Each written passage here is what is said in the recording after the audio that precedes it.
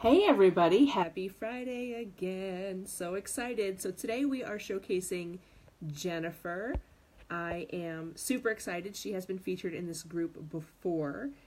She did a training, like a master class. I don't remember when it was, a couple of months ago, maybe even a year ago at this point. I remember listening to her. I remember listening to her while I was at the gym. I was going to the gym quite earbuds while we did that. So I'm really happy to have her back. I know she's working on some really cool stuff. I'm inviting her now to join me, so hopefully that's working out pretty well on her end. Hi. Hi, how are you? Great. It's always a gamble. It's like, is this going to work today? I Yeah, don't know. usually it makes me turn my phone the other way. So I had it like all set up horizontal and then it's like, oh, you have to turn it back. Like, okay. You thought you were so prepared. Yeah, I know. I thought it's like I'm good. I'm prepared for this. But I'm super excited because these things that we're doing, we don't prepare for them. Like we mm-mm. don't have a script. I didn't even ask you what you're talking about today. So I would like you to introduce what topic you're going to be teaching us about, basically. Okay, so hi everybody. My name is Jennifer Wegman and I'm a data-driven business strategist. So I help entrepreneurs to connect with their audience and establish their expertise through market research and analysis, captivating content, and data storytelling.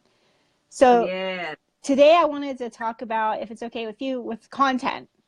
And Yes. the last masterclass I did was on targeting leads, and that is on my website.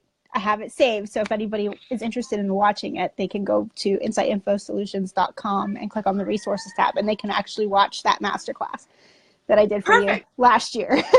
Thanks. That's awesome. So yeah, so what I wanted to talk about is content, and I talked about this in another group similar a few weeks ago, and I know that content stresses a lot of us out because Mm. we're like, oh, I'm under so much pressure to create content. I have to create content. It has to be original. It can't be anything anybody else thought of or even I remotely. remember the days when I thought that too. I'm starting Yeah. my business. It's got to be different and unique and interesting, hmm and nobody else would have written about it. And Yeah. And what makes content unique is the fact that it's you talking about it. It's you talking about it from your perspective. So I have like a couple big tips. Let me get my notes here.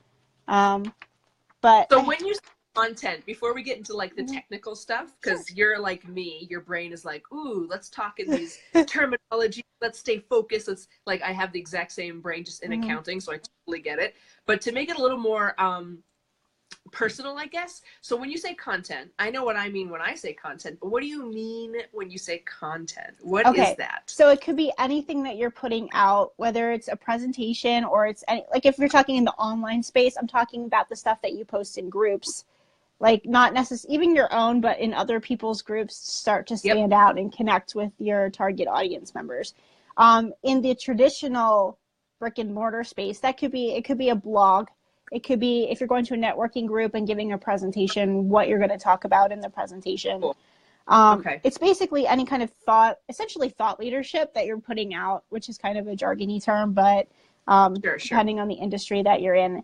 And my kind Okay. of approach to content is to not reinvent the wheel, right? Because so many of us think that we have to reinvent the wheel, that everything we post has to be original, where there's, three ways that you can, post and share interesting content that's not Mhm. necessarily your own content. So Right. Okay. um, so I have a couple tips. It's real quick.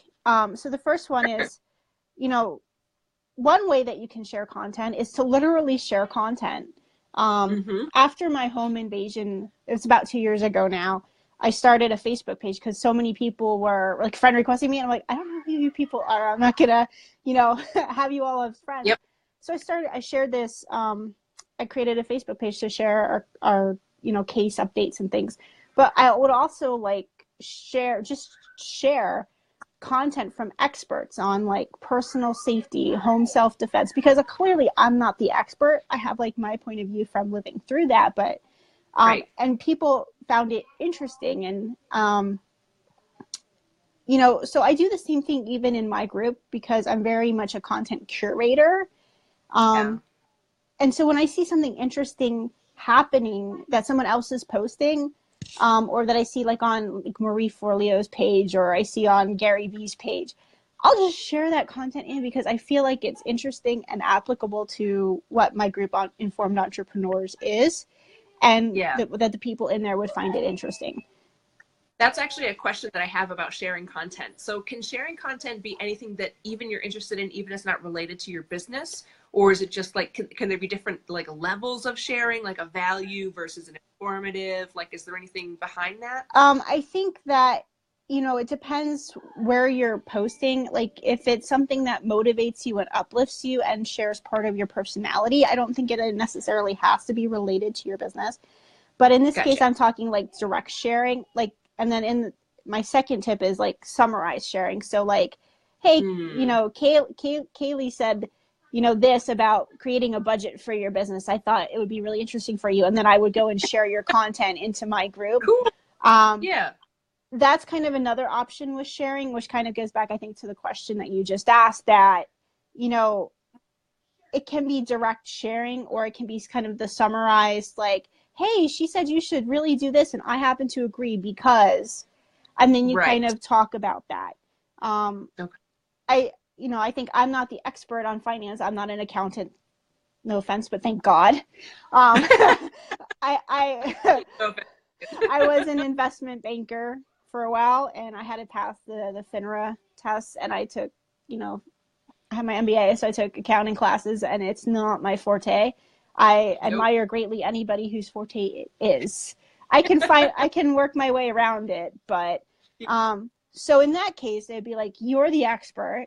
I'm going to share your information and add my own commentary to it. Like, I know the basics of a cash flow statement and profit and loss and stuff like that. So I can help somebody set up a basic profit and loss spreadsheet or a basic budget, but I'm nowhere near the expert. So in that case, I feel like sharing is best. You're still giving value to your audience, but you're leveraging someone else's strengths to do it. I see what with this too, because it's not only are you uplifting and supporting your peers, but you're also allowing them some insight as to your background as well. It's like, hey, I have a master's degree, I could do a P&L, but this is way more in depth than I ever care to go. And if you feel that you need to go there, so you're really creating a multi facet of expertise in sharing in community. So I really like that approach. That's really cool. Yeah, I think leveraging other people's strengths where maybe you have a weakness or you're not as strong is a really, hi, whoever you're doing, how are you?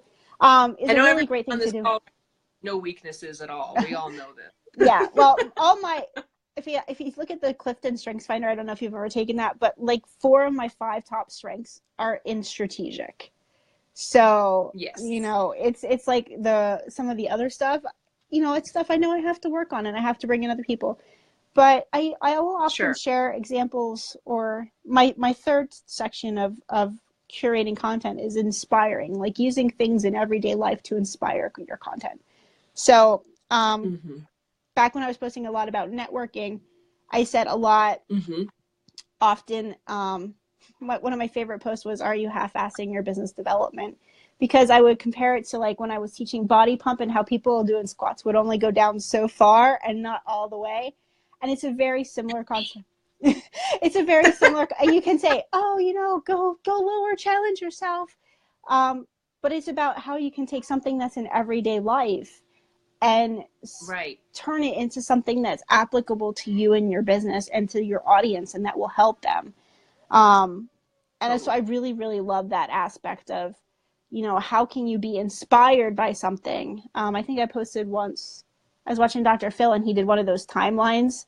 It was like a girl complaining about something and he's like, oh, this, and this happened. And then that's what I use often for data, how important it is to be accurate and logical, but it's taking it from a TV show that pretty much everybody's seen and can relate to. Dr. Phil. So nobody I did throw in some Shark Tank in there. And Shark Tank. Shark Tank. Oh, don't get me started on Shark Tank. All those people going in with $3 million valuations. But, it's... Oh, I know. Tell me about it. The accountant's brain of me is like, okay, cool. The investment banker, because I have actually worked middle market investment banking deals. And so they're going in there, nowhere near that kind of valuation for companies that have been around for so long. And so that kind of always shocks me. It's like, okay, we're, and the ones I admire, the ones who can say, well, this is our revenue, this is our gross margin, this is this, and who can lay out why they think the valuation is what it is. And then there's other ones, well, I just kind of think that's what it should be. Right. Because I'm cool. Well, yeah. Exactly. So yeah, Shark Tank's always amusing for me. But so, I mean, those are my 3 big tips, but then I have a couple of bonus tips too. Ooh, go for it. So, quotes are a really big thing, right? You have like people love. It used to be really huge. Are they still big these days? People are doing it. I think, but what you need to do is you need to add unique commentary. So, like, for example, I like to use the quote, do one thing every day that scares you. So I use that in like networking terms as, maybe networking is scary, but if you do it, the benefits could be really big. And like you could use that same quote in the context of